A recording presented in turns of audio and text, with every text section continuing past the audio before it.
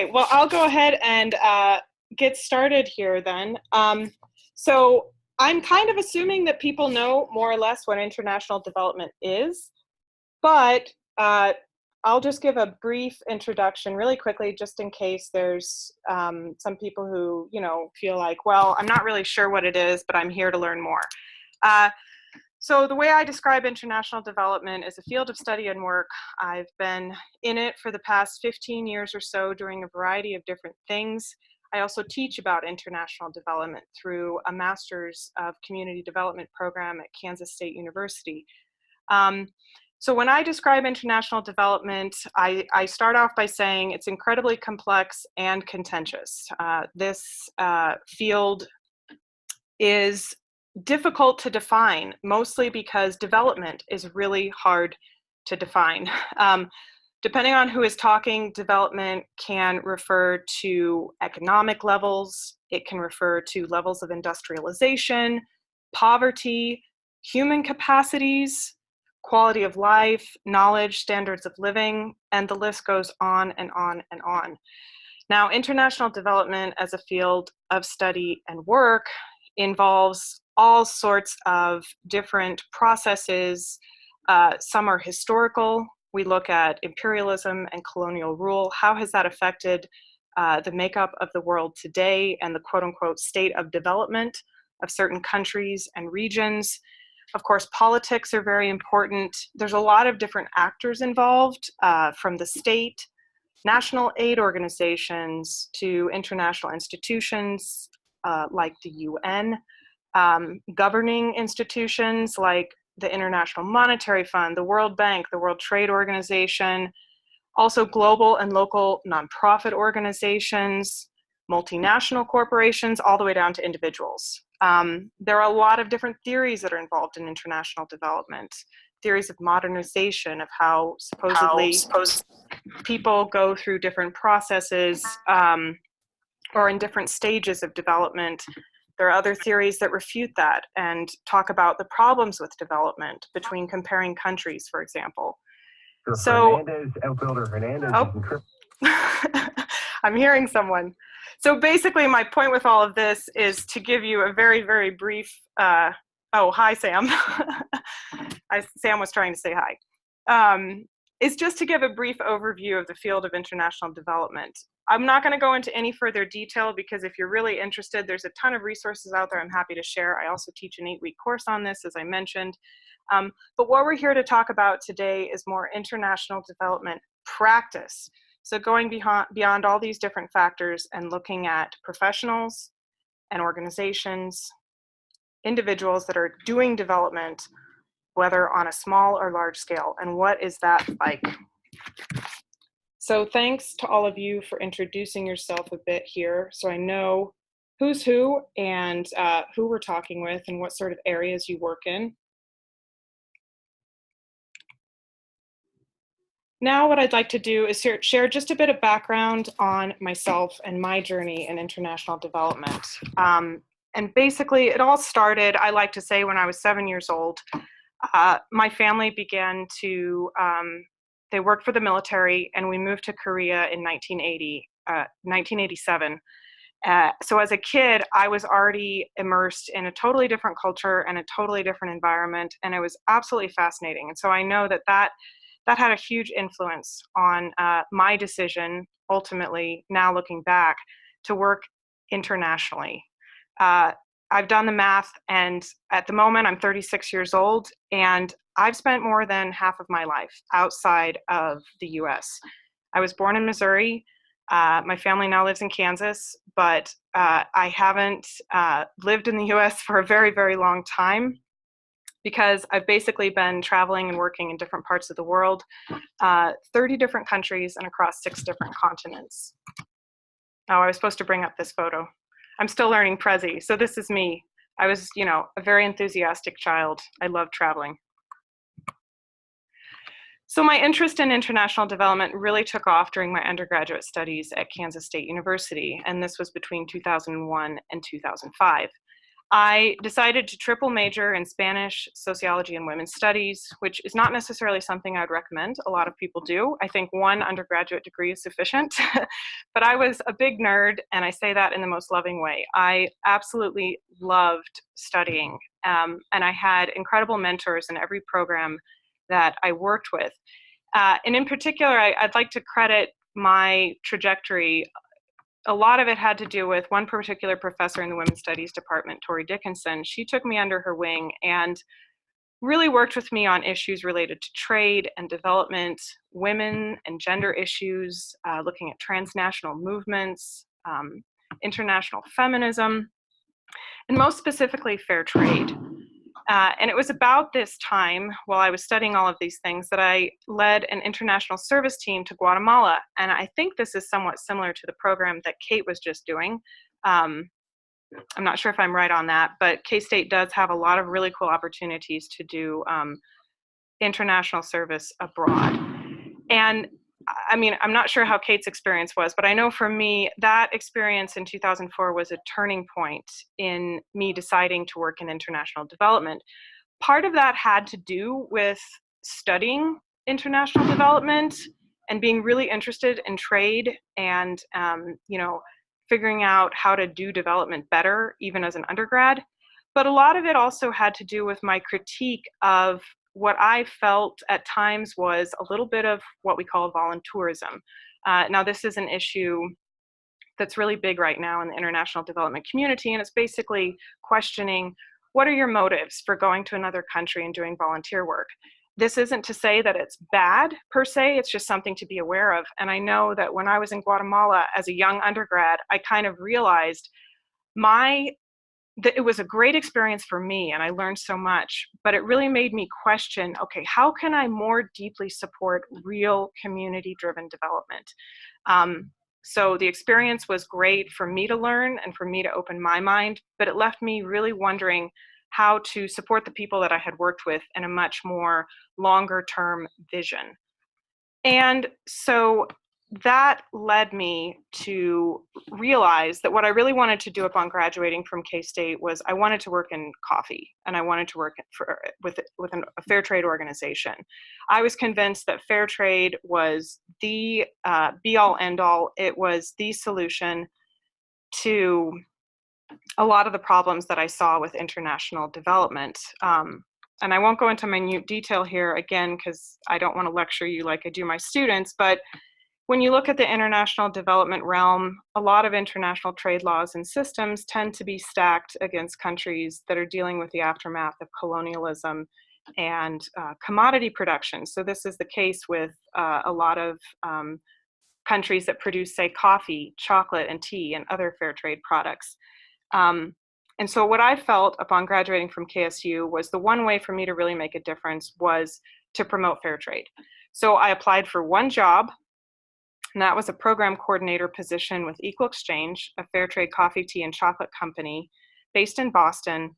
It's one of the oldest and largest worker-owned cooperatives in the US that's dedicated to working with small-scale farmer cooperative organizations in the global South. What was great about this position coming straight out of college was that it offered me, a young activist just starting her career, an option to earn a living while promoting something I believed in. But I have to be honest, it wasn't easy living on a salary of less than $30,000 in Boston, Massachusetts. But that's another piece of advice that we'll talk about a bit later. I don't regret taking this job at all because it really did help me launch my career in this sort of field of international development, fair trade, and smallholder producer development. But after 2.5 years at Equal Exchange, I felt like, okay, I'm ready to move on a bit. And I went on to do a few different things that, looking at my resume, I've figured out over the years how to weave together the story. And this is part of the advice that I'll give. But I went on to do a variety of different things. For example, assisting a study abroad program in Italy, working at KSU in Kansas to promote fair trade, to coordinate the nonviolent studies program. And I even worked on a project with small-scale Kansan farmers. And And all of this was very interesting because it was allowing me to kind of explore my areas of interest and kind of try to figure out, okay, what is it that I really want to do?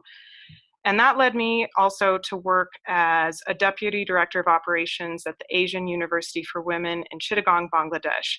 This was by far one of my most challenging positions. It required me to navigate various cultures all at once, wearing a few different hats. I took this job at this brand new women's university that was promoting women's empowerment and women's education, an amazing project with women from all over Southeast Asia. But my job required me to do quite a few different things. And in that way, it allowed me to garner a lot of skills that I've now been able over the years to market. So if you've never tried navigating the plumbing system in Bangladesh, believe it or not, it's really fascinating. And if you ever want to hear more about that, just ask me sometime over a beer. That was one of the jobs that I was dealing with when I was working at this university. So after doing a few different jobs in different areas, I started to realize, okay, what am I doing exactly? You know, I'm enjoying living abroad. I'm enjoying exploring different issues and how they relate, you know, across countries, across continents, across different groups of people. But I feel like I'm ready for the next step. And so I realized, yeah, it's time for me to get my master's degree. This was in about 2010. And the thing is that I knew I needed to get a master's in order to advance in the international development world and in my career, but I really wasn't sure what to study. There are so many options out there.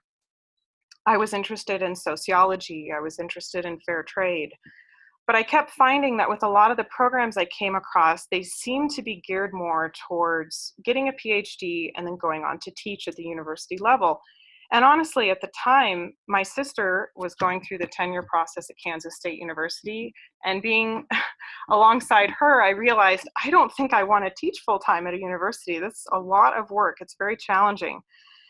And so through a series of events and asking around, which is something that I highly recommend doing, I basically was told about this fellowship called the Rotary Peace Fellowship, and realized once I started looking into it, hey, this is actually broad enough. This fellowship encompasses all the work that I've been doing, and at the same time, it includes my areas of interest, and it would allow me to propel myself into my future career goals. Like, it's not too specific to exclude my areas of interest, but it's also not too general. It's just right. So I won't go into too many details about this fellowship, but for those of you who are perhaps interested in looking at master's degree or a professional certificate, I'd highly recommend Googling Rotary Peace Fellowship, and I'm more than happy to provide further information as well later on. But it's a really great opportunity. And, you know, a lot of people may say, well, peace and conflict resolution, that doesn't really have anything to do with the areas you've worked in, Summer, but it actually does. And part of my application that was challenging, but where I was also successful, was being able to weave together the story of, okay, how does all this crazy stuff I've done relate to peace and conflict resolution? And what I focused on was basically realizing that what I was passionate about was food systems and commodity value chains like coffee and development. And I basically said in my fellowship application, this is what I want to focus on. And I think that helped to set me apart because it's not necessarily the most clearest connection. You know, if you're negotiating, you want to say, I want to negotiate peace in the Middle East. Okay, that's peace and conflict resolution. But when you say, well, I want to talk about food systems and how smallholder producers talk about smallholder producer development in relation to peace and conflict resolution, it takes a bit more explaining, but it definitely relates. So check out that fellowship if you get some time. I have to say it was definitely a life-changing experience. As you can see here, that life-changing experience involved a lot of writing.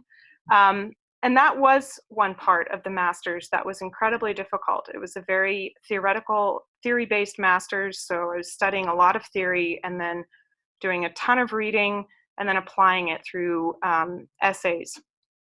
for the most part. This particular master's program was in Australia. So the system, is a little bit different perhaps than many of the master's programs in the US, which may tend to be more hands-on. But it was a really challenging experience. And I have to say, at the end of it, after a year and a half, I was completely drained. I was thankful for the opportunity, but I also realized that I just simply could not critically analyze development anymore. So it was in 2012, upon graduating, that I said, you know what, I need to decompress. I absolutely have to take a step back from this field of international development that I've been picking apart for a year and a half to really figure out what is it that I want to do next. And so it was during that time I was lucky enough to travel throughout Southeast Asia and do some what I call field work, which wasn't really actually, I wasn't writing essays about it, but it was a really unique experience for me to actually start to ease myself back into the international development world while doing some traveling and also doing some reflecting to figure out what is it that I really want to do.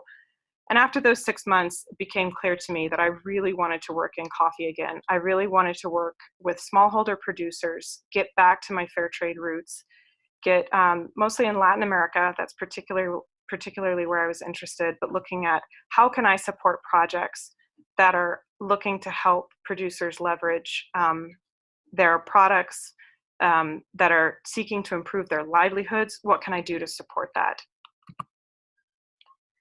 So based on, a series of fortunate events, I left Australia in 2013 and went straight to a big coffee expo in the United States. And it was there that I met some people with a nonprofit organization called Coffee Kids.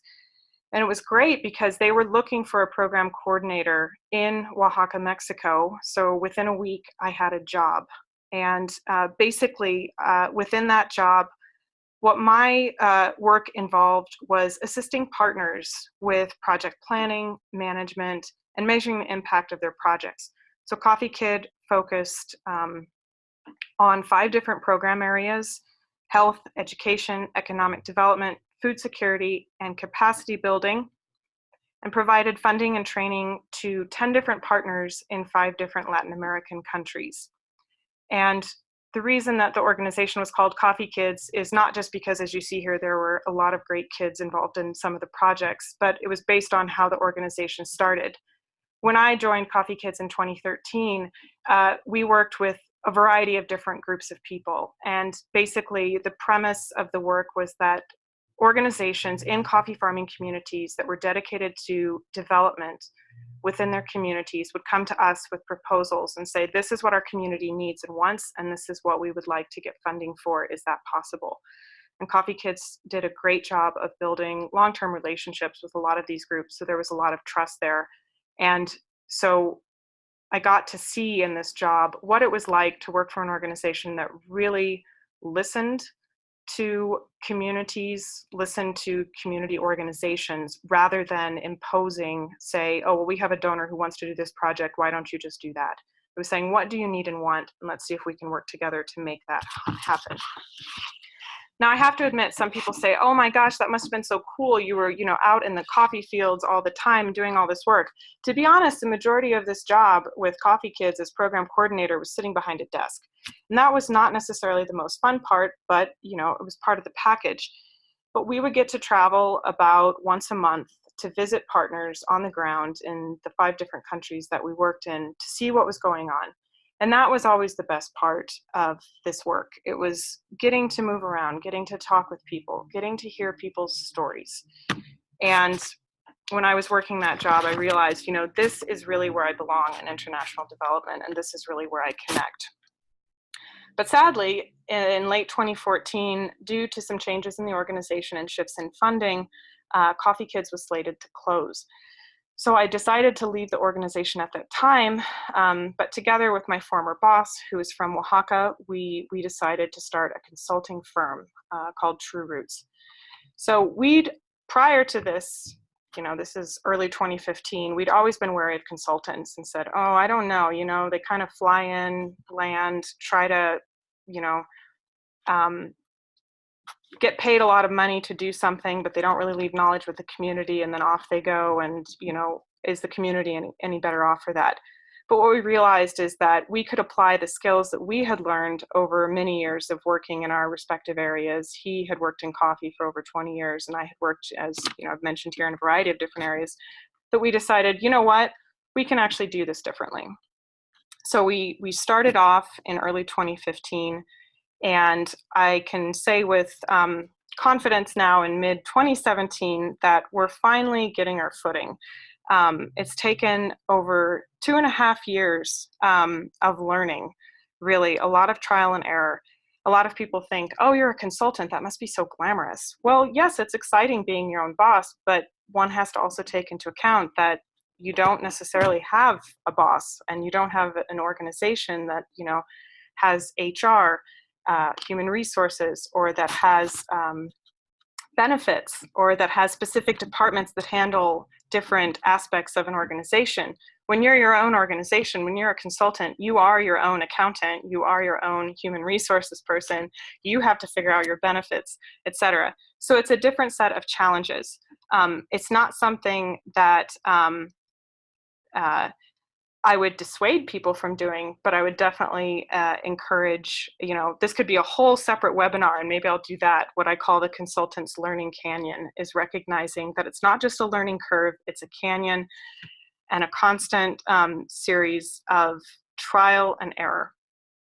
So basically, long story short, this is where I'm at now. I'm still based here in Oaxaca, Mexico, and what I tell people when they ask me, to try to keep it simple, my elevator pitch, which I'll get to here in a minute, is that I'm an international development consultant and educator.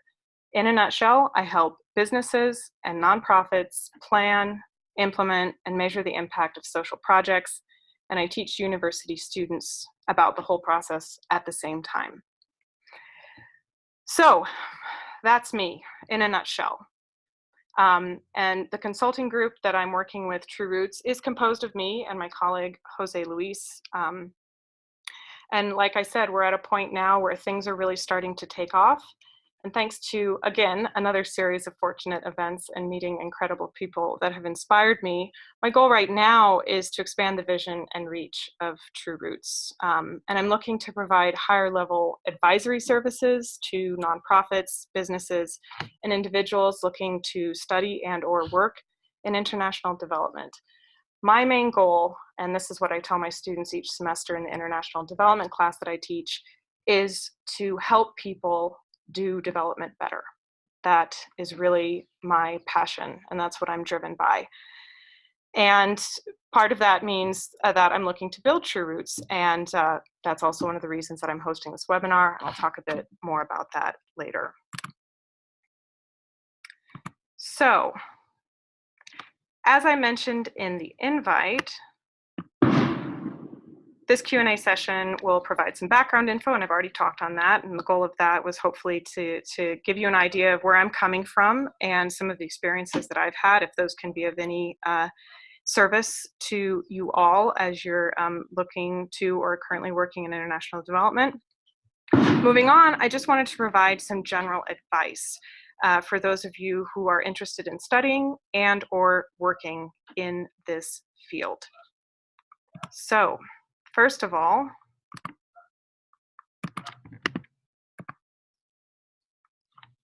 you need to know yourself and you need to know your story. If you've studied and or worked in a variety of areas that may appear to be disperse, so for example, agriculture, gender, nonviolence, like me, then it's really important that you figure out a thread that connects all of these jobs and projects. You need to show how these relate to each other, how they build on each other, and how they all led you to where you are today. So basically, you need to know your story and be able to tell it. And it's also important to be able to condense that story down, especially when you're conveying it to other people. Once you figure all this out, it will be much easier, trust me, to structure your resumes, cover letters, and email communications with potential employers or collaborators. So your story, basically, you need to weave that into an intro or an elevator pitch. And I don't I'm not going to go into extreme detail on this here because there's tons of information out there on how to do this. So how can you create an intro that defines who you are? So when you're talking to someone, you're not caught off guard when they say, well, what do you do? You can have a quick, like I think it's less than 10 words intro. And so there's 2 links here that I've shared, and I will share this link via email to the Prezi presentation afterwards, so you can click on those links. But these are from a podcast that I really like to follow called The Art of Charm, which is a podcast that covers a lot of thought leaders in different areas. Would highly recommend it. It's all about learning how to network and how to really build what they call social capital. So I'd highly recommend that regardless of the particular area of study or work that you're interested in.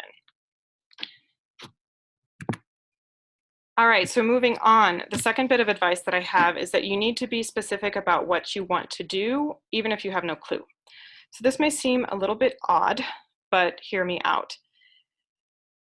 You need to know when you're talking to people, what is it that you want to pursue in your future? Say it could be studies, it could be career, versus coming at someone and saying, well, I'm not really sure what I want to do. Can you give me some advice? It's really helpful if you have kind of a specific idea of what you do. And you may say, well, I don't know, there's so much out there. Well, one of the ways that you can figure out what you are specifically interested in is to think about what you're passionate about. What interests you? What could you spend hours looking at online, besides Facebook, which for me at least is, it's such kryptonite. But what articles interest you when you're online? And what sort of jobs and opportunities are out there related to a particular topic that really interests you? Of course, we live in the information age. I didn't have this 15 years ago, not at least as much information was out there. So take advantage of Google. Start checking out what's out there. Just Google your questions. Also, you can flag jobs or areas of research that pique your interest. Check out job descriptions to see what sort of tasks are involved in this job that sounds fascinating. What educational requirements are there? What sort of skills are they looking for? I am going to share here a Google document that I put together and I keep updating on a regular basis. And it's just a series of different resources, websites, organizations, podcasts, articles on topics that relate to international development. This perhaps could serve as a guide for getting started. The one thing about being specific is you may think, oh, but I'm going to be putting myself on a single track for the rest of my life if I define what I want to do now. I don't really think that's necessarily something that, at least in my generation, and for those of you who are younger than me, and even those a little bit older, I don't think this is something we necessarily have to worry about. My mom was a teacher. Her options when she went into college in 1963 were, do you want to be a nurse or a teacher? That's it. We don't live in that time, thankfully. We have so much choice. We have so many options. I think they say now that people change jobs 6 to 7 times in a lifetime, and that's not a bad thing.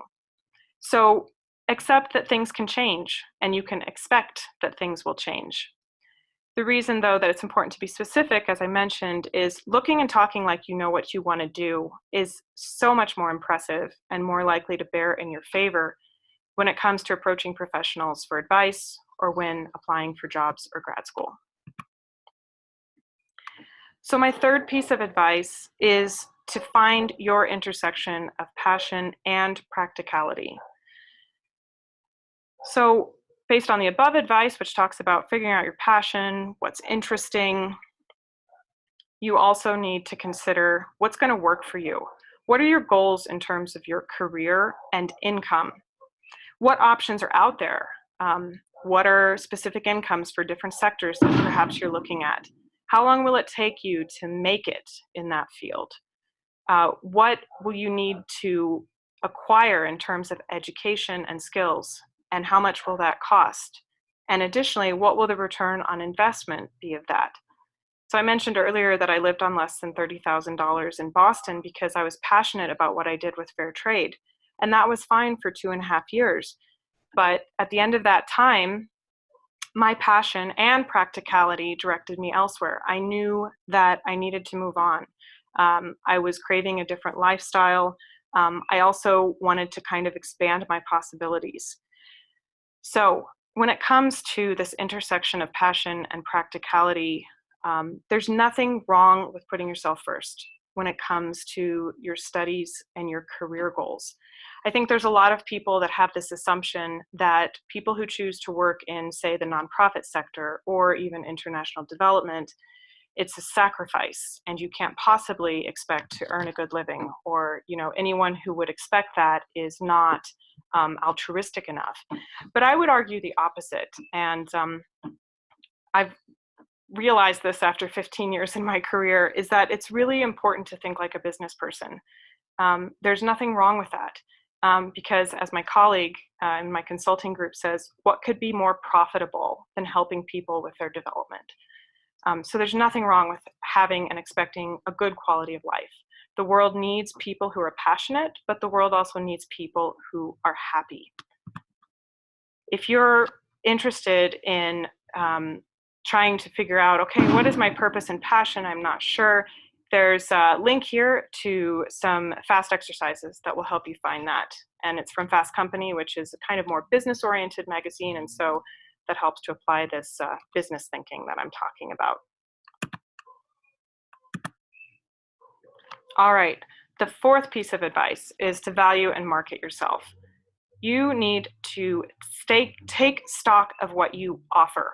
What do you know? What skills do you have? What sort of attitude and perspective do you bring to work and life? What makes you kick ass?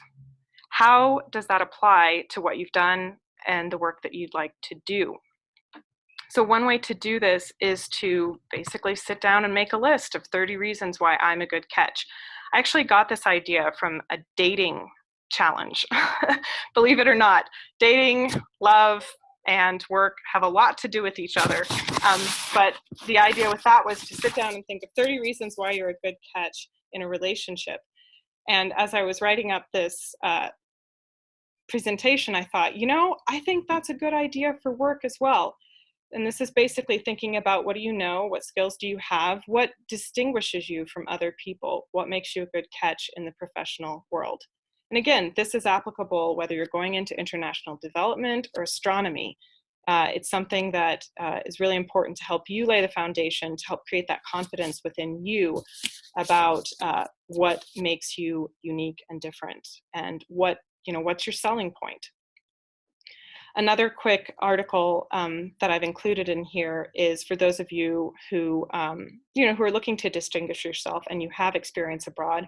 There's some great information in here. For those of you perhaps who haven't traveled abroad but would like to, there's a ton of information out there on the internet. I didn't include it here, but I would definitely say that when it comes to international development, just as an aside, experience abroad, studying abroad, traveling abroad is, I would say, absolutely essential. It's incredibly important. Though there are positions within international development that may not necessarily require that. It really just depends on what area you want to work in. So my fifth and final piece of advice before we move on to your questions is that you should be strong, proactive, and flexible. You need to know yourself and value what you offer before heading into any application, interview, or event. There are a lot of people competing for grad studies and work in international development, but it's important that you don't, what I would propose you, I'm not going to tell you what to do, but I would suggest don't approach this with a scarcity mindset. I know that there's a lot of people out there that will say, oh, the job market is saturated. It's absolutely impossible to get a job. It's so hard. Yes, it's challenging, but if you're creative and you know how to leverage your value based on what makes you a good catch, you're going to find something. A lot of this is about mindset, and that's why I talk about being strong. It's really important to avoid a scarcity mindset and to really think about how you can creatively approach the challenges of graduate studies or the job market. The other part of being strong is knowing that you don't have to take just anything because you feel like you're obligated to. I know nowadays that there are a lot of unpaid internships, which could also sometimes be equated to temp jobs. If you feel like you have to do that, but you're really not into it, it's probably not going to turn out very well. So my thoughts are, when people say to me, but I have no other option, what else can I do? It's like, why? You have other options. Let's be creative about this. What else can you think of? And that's part of being proactive and being direct. Don't expect anyone to hand an opportunity to you on a silver platter. I will say that. So, I'm building you up here by saying be strong, be confident, but now I'm going to take away a little bit of perhaps what I at times have even experienced, a feeling of entitlement. But I've done all this, I deserve this. You've still got to work for it. And so it's important that you get out there with your story, your goals, and your value, and you present that to potential employers, colleagues, or contacts. It's also important that you are proactive in an efficient and effective way, that you put yourself out there and you network efficiently and effectively. And when I say that, what that means is, for example, when you're contacting someone to ask for advice or to network or pick their brain, it's really important that you explain 4 things. 1, who you are and what you do, your very short story that we talked about in point 1. 2nd, what you offer. What can you give this person? What can you provide them? 3rd, what you need, which really, to be honest, is probably the main point of an email to reach out to someone, right? But, it's really important that you include these 2 components first. And then 4th of all, talk about how you see yourself working with the person you're contacting or the organization. I've learned this particular strategy with emails based on my work as a consultant. I've learned too that I'm more likely to respond to emails when I know exactly what the person contacting me, what they do, what they offer, what they need, and how they see us working together. And on that note, this is just a quick tip from the consulting world. Realizing what I talked about before, your value also means valuing other people's knowledge, skills, experience, and time. So the more concretely that you convey that to someone, the more likely they are to consider working with you or helping you. And finally, one of the last points that I included on this piece of advice is to be flexible. So keep in mind that you may have to jump through some hoops. You may have to play the game a bit. You may need to take an unpaid internship. You may need to put in the time and work to earn cred in the international development world. But again, this is about mindset. So you get to decide what your boundaries and limits are. You get to do it on your own terms, and you and only you can define that.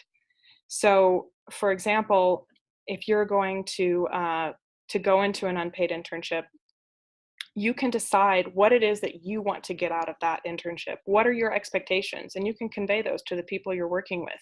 You can ask for more challenging assignment, for example. I've talked to other people who've done this. You don't necessarily have to accept or sacrifice what people are willing to give you. You have a right to ask for more.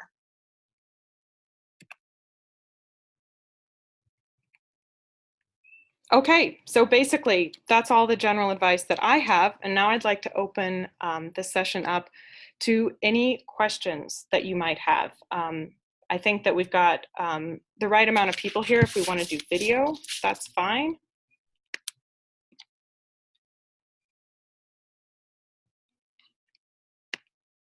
Are people still here?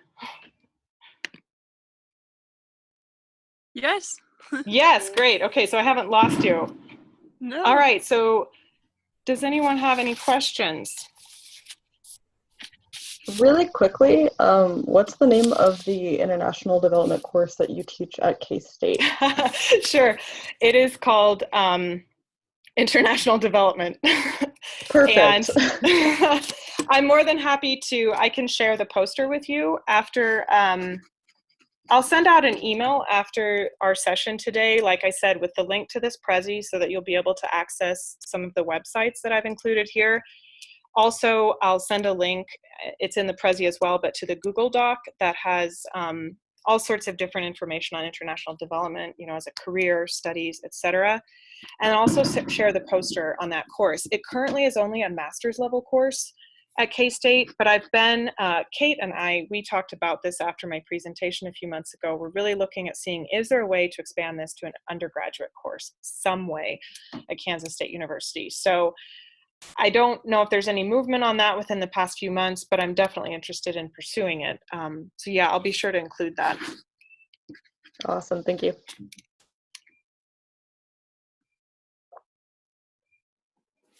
Hey, Summer, can you hear me now? Yes, hi. Hi, Sam. Hey, How are you? Great presentation. I'm good. How are you? I'm good. Sorry, folks. Okay, I'm earlier on. I missed the opportunity. I'm a Rotarian, so that was an amazing presentation, Summer. Thank you. I have no questions, but I'm sure I will reach out with some questions after.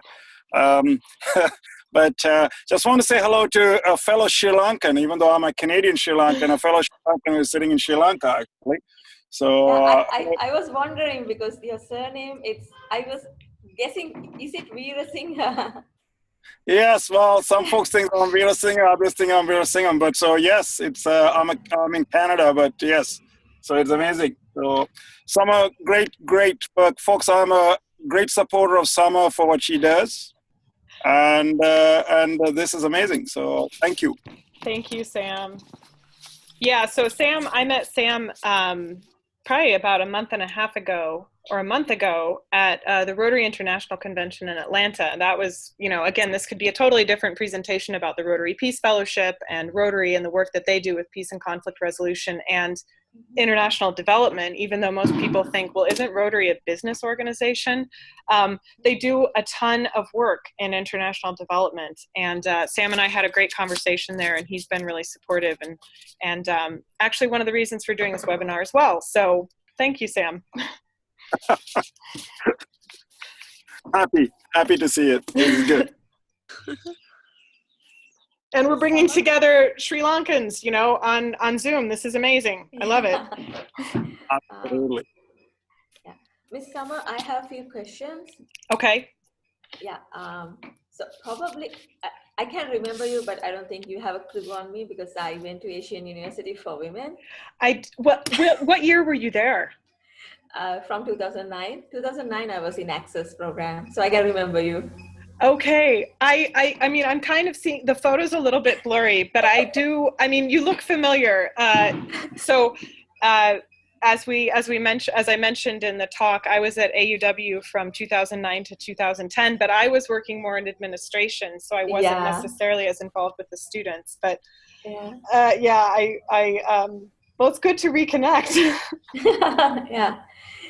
So, I have a few questions. After graduation, I joined a non-profit organization. It worked on similar to Fair Trade. It's another certifications called UTC. Mm-hmm. So we were trying to put that certification into tea industry in Sri Lanka.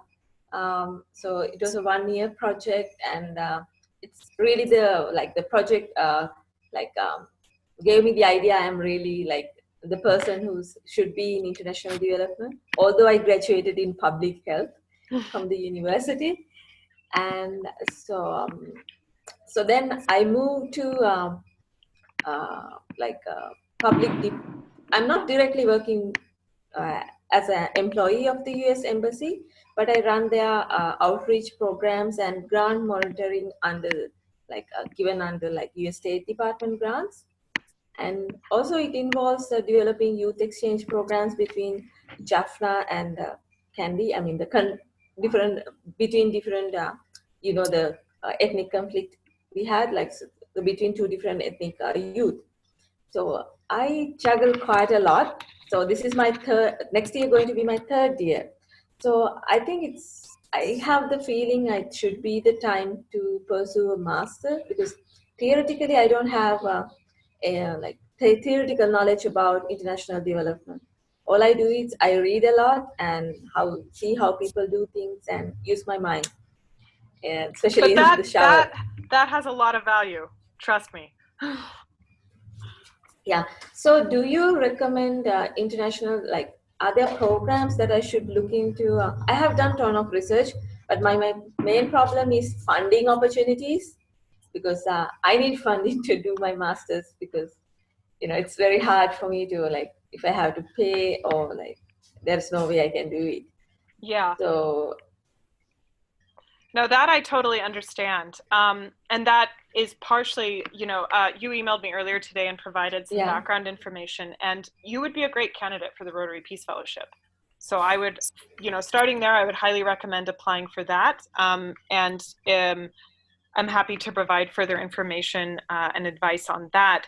But I was in a similar situation when I was looking at a master's program. I realized that, I had not been earning a lot of money working at Equal Exchange. And as much as I loved it, I realized, okay, I've got to figure out, is there a fellowship program out there?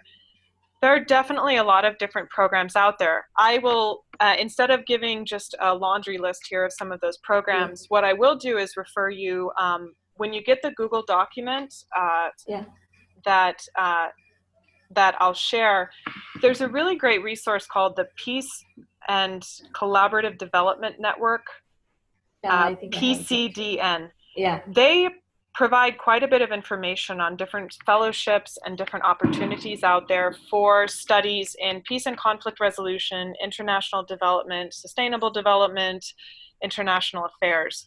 So that might be a good place to start. And in fact, I'll include a link on that Google Doc. This is for everyone, that they do a whole career series on social change, and essentially, it would fall within the category of international development. And they provide every month a different module. And one of the modules, I think in September, is on master's programs. When you said, I did really quickly want to comment on something, because I thought it was a very wise comment. You said, I don't think I have the theory or the theoretical knowledge, because what I do is I read and I apply and I learn and I talk to people, etc. And I was thinking, but that's the thing, that you're doing exactly what you should be doing. And yet there is this expectation in a way that, you have a theoretical background, and that is what a master's provides.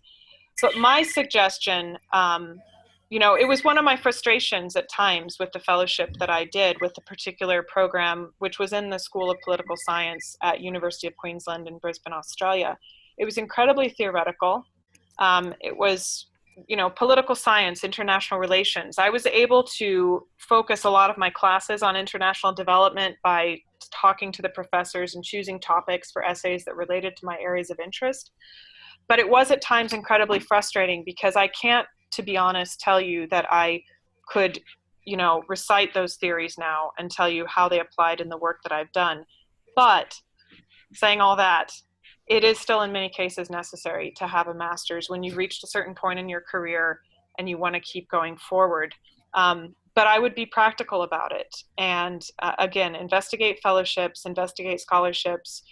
Taking some of the advice that I've provided too will help you to weave together your story, and that can be really impactful when you're writing applications for grad studies. Let's see. Yeah, it's one of those, there's also an article that I've included in the Google Doc, because I don't feel like I need to reinvent the wheel by coming up with my own original content for some of these things. So I'm happy to share other people who've shared. There's a funny article on there that I think it's under graduate studies, and it talks about, it's pretty straight talk about getting a master's and what your expectations can be, what they should be, what is it that you want to accomplish, and when is it absolutely necessary. So have a look at that Google Doc, but definitely, right up front, and I'm sure Sam would echo me on this, definitely look at the Rotary Peace Fellowship. And I'm, go ahead. Sama, with your permission, and Manusha, would you coordinate through Summer that I could make an introduction to you to what you call a district governor in Sri Lanka, who is actually a Buddhist monk, in fact, for this year. So maybe there are Rotary clubs in Sri Lanka who can sponsor you for the Peace Fellow. But please coordinate through Summer, if you wouldn't mind. Yeah, and I've got your email. So a lot of, and I do, in that case, I've met some people though I've had a lot of people contact me about the Rotary Peace Fellowship since I did it in 2012. And I've had people say, but I'm not sure it's the best option out there for me. And in that case, sometimes that is the case. It really kind of depends on what you want to do. Like I talked to a woman who she had applied for the Rotary Peace Fellowship, and she had also applied, I think, to Harvard. And so she was really weighing very carefully which option was better. Each had its drawbacks and each had its positives. And so I told her, look, it really depends on what you want to do afterwards. That's really what's going to determine, is the Harvard degree going to enable you to make contacts, to network, and to really work in the field that you want to work in, and that you will have a job, or at least, you have a high probability of getting a job to pay off your loans? Or does the Peace Fellowship do all of that and provide you enough contacts and enough connections to be able to do what you want, even though it may not be so specific to your particular area, but you're debt free when you're done. So it's just about weighing the different options. Thank you. Thank you, Sam. Oh, you're most welcome. All right, anyone else have questions? I have a question. Okay. This is more of a general question, but what was one of your most challenging personal challenge? I guess what's one of the biggest challenge or perhaps mistake that you have done, and how did you solve it and changed you? It could be, I guess, at any point in your life when the big crisis occurred. How did you deal with it? Basically? That is a great question. There's two things that come to mind. Can I have two? Yes. Okay, so the first thing that comes to mind was Bangladesh. So Manusha probably identifies with this a bit. Chittagong, Bangladesh is an incredibly, and I haven't been to Sri Lanka, so I have to admit, I'm not sure I know there are different countries, different existences, but Chittagong was probably one of the most challenging places I had ever lived.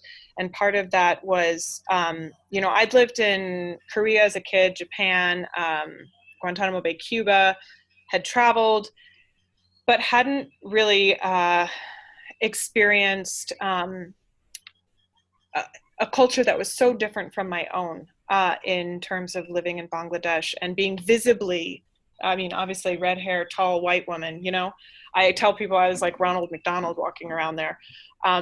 It was incredibly challenging for me because I wasn't prepared to deal with the attention. And I did find myself at times being very careful in public to maintain, to be culturally appropriate, to be respectful, because that's important to me, to be a global citizen, and to not show when I was frustrated or irritated or having trouble communicating, or having to haggle in the market, which I hate. I do not like haggling. It was very difficult, and unfortunately I ended up internalizing a lot of that and trying to create an outward facade of being fine and being calm and collected, but inside it ended up being an incredibly stressful year for me. And that really, looking back, I don't know if at the time I handled it very well. I would say probably about 3/4 through the year, I got a treadmill and started exercising all the time, and that really helped me to deal with my stress. And it's also when I realized, oh, I'm someone who needs to exercise in order to manage my stress, regardless of whatever situation I'm in. And so was able, at least towards the end of that year, to kind of adjust and to try to deal with my stress in a way that was healthy. But at times I look back and go, okay, I think perhaps, hindsight is 20/20, but there were other ways that I could have kind of been proactive about my situation and not internalized it so much. So, that's one piece of advice I give to people, is that especially when you're traveling and working abroad, you will get stressed out. There will be culture shock. I even have that here in Mexico, and I've been here 4 years. And it's really important to recognize it, not beat yourself up for it, but also at times just kind of retreat or take yourself out of situations if they're stressful, figure out ways that you recoup. Is it exercise? Is it eating a nice meal? Is it taking 3 days and going to the beach if that's possible? Whatever it may be, but figuring out what you need to function, self-care, essentially. So that was one challenge that I think I kind of dealt with, but maybe would have dealt with differently. The other one I thought of was with Coffee Kids. When I finished that job, I would say it was almost like post-traumatic stress disorder. Things had happened in the organization. It had changed so rapidly. It was really hard to deal with that I struggled with just functioning. So I finished my job at the end of 2014, and everyone said to me, "What's next?" And I said, "I don't have a clue. I haven't even thought beyond, December 24th or December 23rd, which is my last day." And I kind of stayed in a state of shock for about a month, I would say, but did allow myself to just be in shock. It was like, I'm not gonna force myself to start applying for jobs. I'm not gonna beat myself up for not thinking about what's next. And I was able to do that too, because I was in Oaxaca. I'd saved up money, and it's a comfortable place to be. And so I thought, okay, I'm happy being here. I don't need to leave right away. And it's also winter in Kansas, and I was like, I don't want to go home to like freezing cold. So that was a challenge that really it left me in shock. It left me a little bit bitter too. It was almost like a bad breakup. It's like, what happened to this relationship we had? I was working with this amazing organization and these people, and now it's over. It's not fair. It's not right. And going through all that whole process. But again, it was a situation where I was careful about self-care and saying, okay, I need this time and I'm able to. So just go with it. It's okay.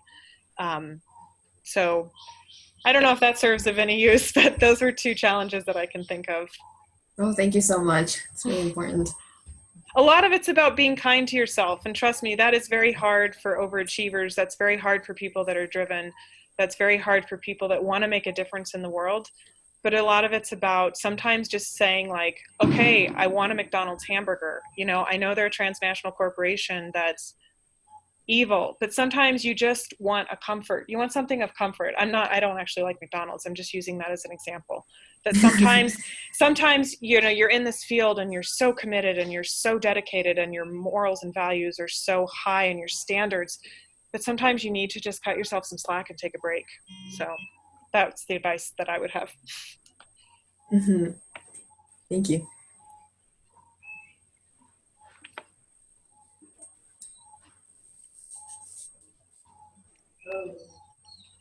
Other questions? I have a question. Okay. This question, it's about how experience is perceived by international development employers.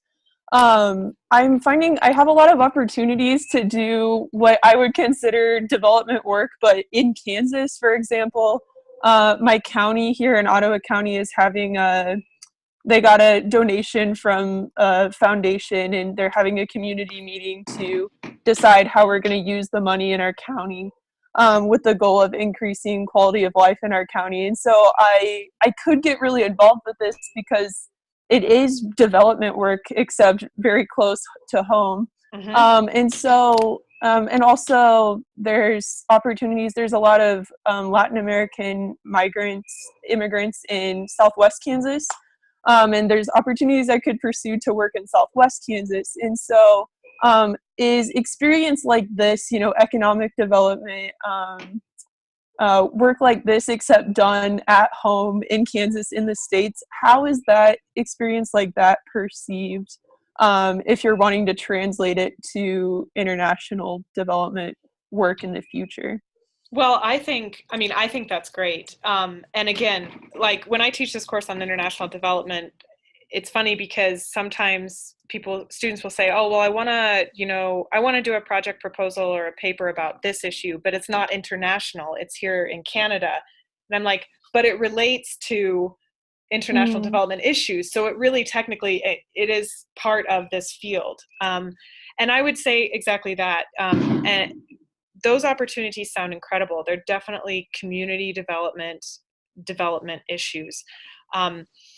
Honestly, if you have a chance to gain skills working in those areas, I think that would be favorably viewed.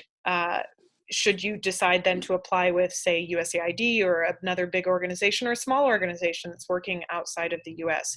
For example, I mentioned that I worked for some time with a project at Kansas State University on looking at how can small-scale farmers in the Kansas, I think, what was the name of it? It's a specific river valley. I can't think of it right now, but it's not too far from Manhattan, Kansas, but trying to connect those producers with food service suppliers. The thing is, that's in Kansas, but it was working with small scale farmers. And so I was able to really look at, okay, I've worked with small scale farmers through fair trade, and I'm familiar with some of the issues they deal with. And believe it or not, a lot of them are similar in the US. Now, it's not identical. They're different countries, different contexts, different people. But I think that was seen very favorably. And then like I mentioned for the Rotary Peace Fellowship application, I was able to weave together those experiences to say, this is really what I'm passionate about. And because I've worked in different areas and in different contexts, I'm more flexible, I'm more knowledgeable, I'm more adaptable to going into a situation that's unfamiliar and being able to draw on these previous experiences, not necessarily to impose my ideas of how to do things, but it's almost like you now have your own knowledge base. You're your own database of information. So I would encourage you to, if those jobs are of interest, or those projects, whatever they may be, if you feel like there's really concrete skills that you could apply and or gain from those in the US, I don't see why those wouldn't be seen favorably, depending on how you market yourself when you're looking at applying for jobs overseas. But I'd highly recommend it if you have that opportunity and you see those connections and can make those connections. Great, thank you. You're welcome. How was your experience in Paraguay, by the way? It was really great. Yeah. The first several weeks were definitely formed by learning the language, because my teammate from K-State was really the only person that spoke English in the community besides me. Wow. And so I understand what the term language barrier means now. Yes. But was it with an international service team with K-State? Yes. Yep. Okay. It was the international service team. So it's the same program that I did. Yes. I did it in 2004. Right. Yeah. But it is the same program. So I think at what I mentioned earlier, and I wanted to mention this to you because I didn't want it to be offensive, but I know that the program that we did, they definitely strive to not have it be volunteerism. But there were times where I would recognize there was almost, because we weren't there longer and because we weren't really able, we were doing 3 different projects in 3 months. So we were moving around a lot. I guess I realized coming out of it, like, okay, I think that there might be some ways to do this better. So I was kind of curious if now with your experience, if it's more in depth or, there's more immersion, etc. Right. I think it depends on the site. For my site, I was only teaching English. And so I think my site didn't have as much of the volunteerism aspect, and in the sense that we were providing a service, we were there for, it was clear that we were coming to teach the kids English, and then we were only going to be there for 8 weeks. I haven't gotten to talk to my friends that went to other countries though. But as far as how the actual service was, we did spend an extensive amount of time in our semester-long class before we went talking about, the ethics of international service, how volunteerism. So there was heavy discussion about that and being aware of that, but I'm not sure how the execution is at other sites, as far as whether or not that actually happened or not. So. Well, I think K-State does a really good job of that. And this is just a point for other people. I don't know if other people have done international service, but it's definitely, I include some articles in the Google Doc about that. And it's more about just being aware. It's like, I assume K-State has done a good job of setting up programs with community development organizations, many across various years. Like I still Right. maintain contact with a textile co-op in Guatemala that I worked with. But again, it's just something to bear in mind, that I at least tell people when they're going to be doing it. But it's also really formative, and it sounds like you've gotten a lot out of it, and that's the important thing too, is, you know, that it's a mutual exchange, but that it's also really like deep learning and Right. that experience. Right. By the way, I don't know if people can hear that. Those are not gunshots, those are fireworks. Can you hear it? I Going did, off? yeah. Yeah. Yes, I was wondering what was that. No, it's fireworks because it's Mexico. There's constantly fireworks. It's some saint's birthday today, which is every day. Yeah, but it literally sounds like gunshot. It's like, coming to you from the field. All right, so sorry, go ahead. Oh, sorry, I had a question. Okay, great. Well, being one who doesn't have a lot of experience in the field of community development, I mean, I have quite a bit of international experience. I've lived in other countries, and most of my experience is teaching English, which is not something I want to do forever, but it's something that, you know, I've enjoyed. It's gotten me in communities and being around other people and that sort of thing. So one thing you talked about was weaving your story together. So as I'm about halfway through the program, and so, you know, I'm starting to look for jobs and read up on things and what's out there. I guess, I mean, so I don't have experience in community development. I mean, I guess how should I, you know, start to weave my story or make myself marketable, or, you know, when I don't feel like I have that experience? Well, I would argue that you do have it.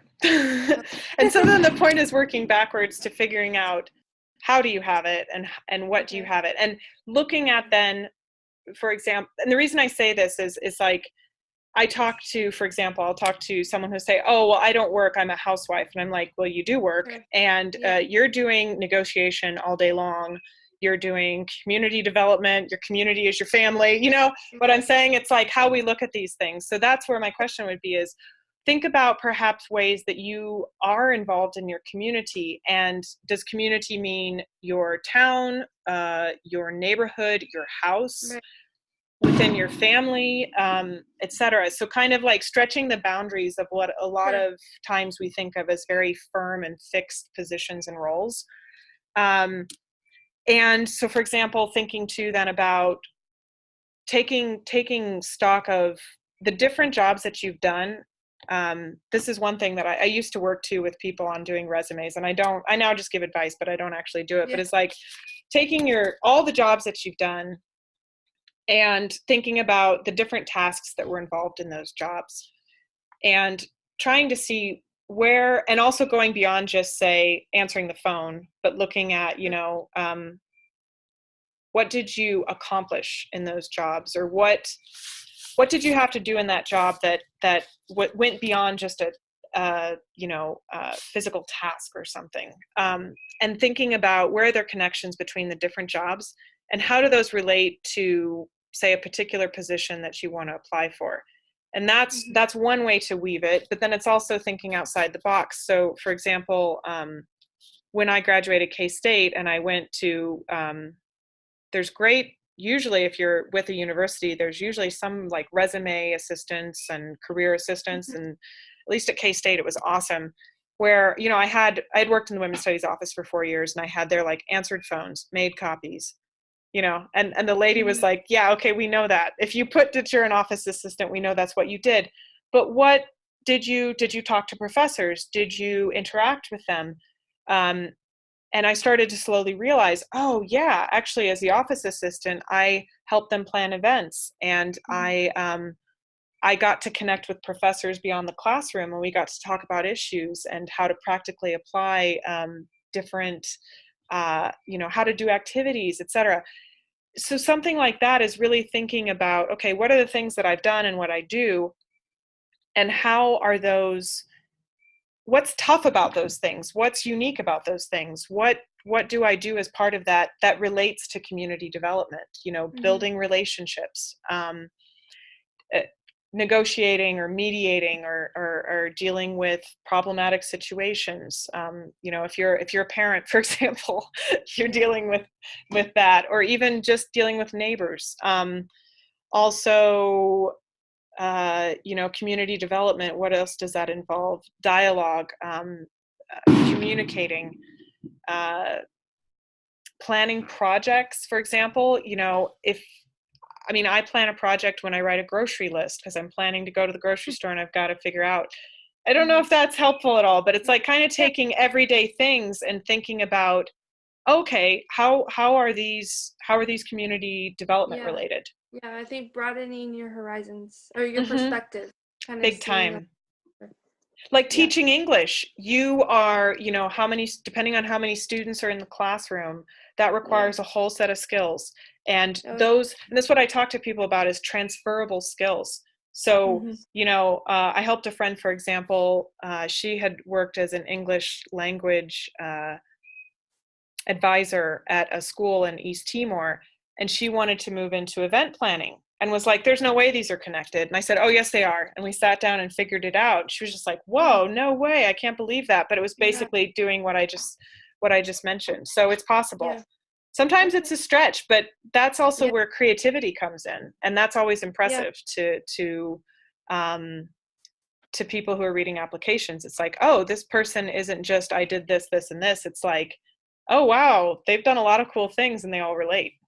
Yeah. Okay. Thank you. All right. I think we have time for one more question, if anyone's got one. Can I ask the last question? Go for it. It's yours.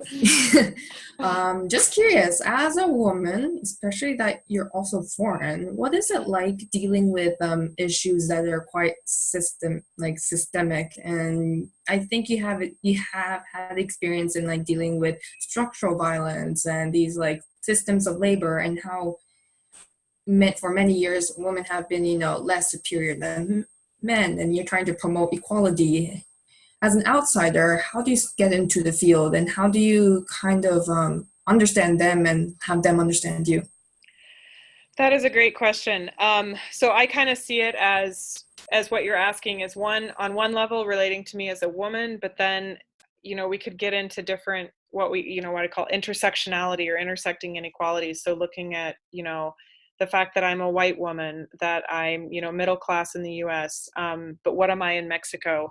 Class, sexuality, all these other different issues. But we'll stick with the gender point for now.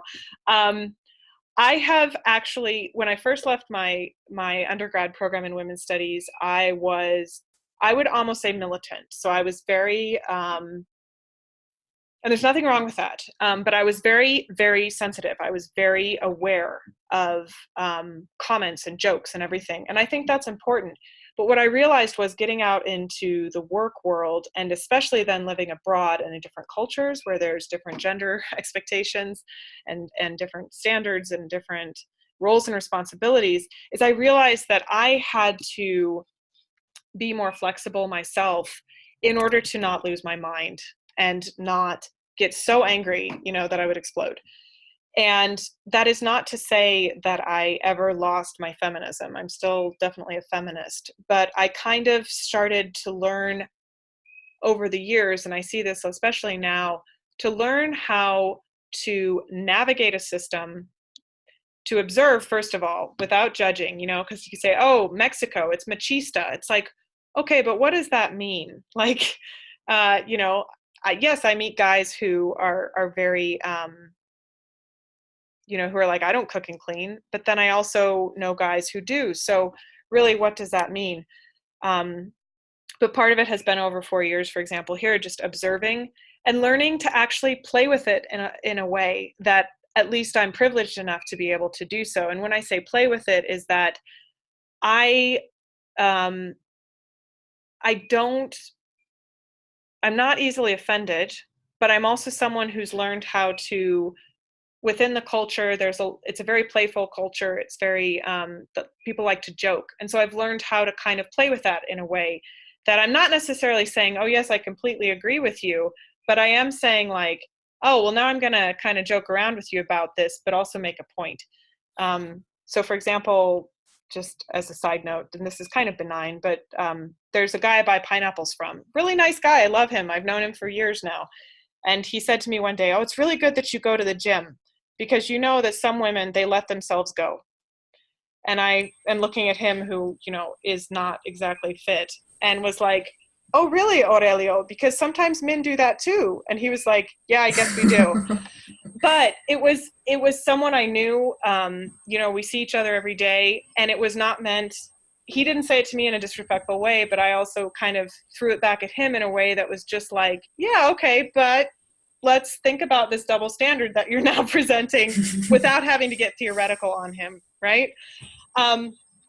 And again, that's difficult because it's also taken me time here to understand the culture a bit better. And I still am baffled at moments because, you know, it's like, wow, okay, I obviously, you know, I'm still a foreigner here. But that's just one small example. And it's, at least here, it's not as in my face as other places that I've been where I have kind of had to really question, like, okay, my status as a woman, how am I perceived, and how can I present myself? And really, if I have any advice on doing that, it's really about observing, listening, paying attention, and playing off of your strengths. So coming at it from a place too of recognizing how important it is to be respectful, even if you may be in a situation that might be a little bit disrespectful, and not necessarily lashing out per se. Now, this is not to say that, you know, I've definitely had guys on the street here, for example, say things to me and they've gotten the finger because I'm just like, I've had it, you know. I have reached points where I'm like, no, I'm not ignoring this. I've had it and I'm going to say something, like, you have no right to talk to me like that. But my point is that I've also learned kind of, when do I need to respond, and when is it best to ignore it? What is the general outcome of this? What am I going to accomplish with this? And that's kind of what I explain to people. Again, you need to ensure your safety. You need to be careful. There are places in the world where it is very unsafe, whether you're a woman or even a man, but, you know, or a person of color, different sexualities, etc., where you are a target. But it's really basically important to know, observe where you're at, get a feel for it, and then approach it with a bit of curiosity if you can, without losing your mind and getting really angry, but figuring out how to navigate that system. I say with grace. Perhaps that's a very gendered term. But, well, I think we're all women on here except for Sam, right? I think that there are ways of doing it. And I have found that, so for example, instead of going into a situation, say a remote village, and being like, oh, well, from this article I read, these researchers say that there's a lot of disrespect of women here, and women are considered second-class citizens. So I'm going to go in here as a white woman and, you know, make clear that that's not right, etc. That's not how I would approach it. I would go in with a sense of humility, whether I was a man or a woman, and come at, say, that situation with trying to get to know people, being respectful, listening, offering my thoughts if asked, but just being a good human, I think, is the advice that I would have. Thank you so much. All right. So we're a little bit over time, but we're almost done here. Thank you so much to all of you for your questions. This has been absolutely great. I mean, at least for me, it's been a lot of fun getting to share things. Thanks again for taking time out of your busy schedules to be here. And so just some quick things to wrap up. As I mentioned at the beginning of the session, I'm in the process of building True Roots as a consulting group. Sam's familiar with this. He's also been part of this. I'm looking at building something a bit bigger. And so at the moment, I'm looking for a few talented and driven students or professionals with specific skill sets and interest in international development to join my team.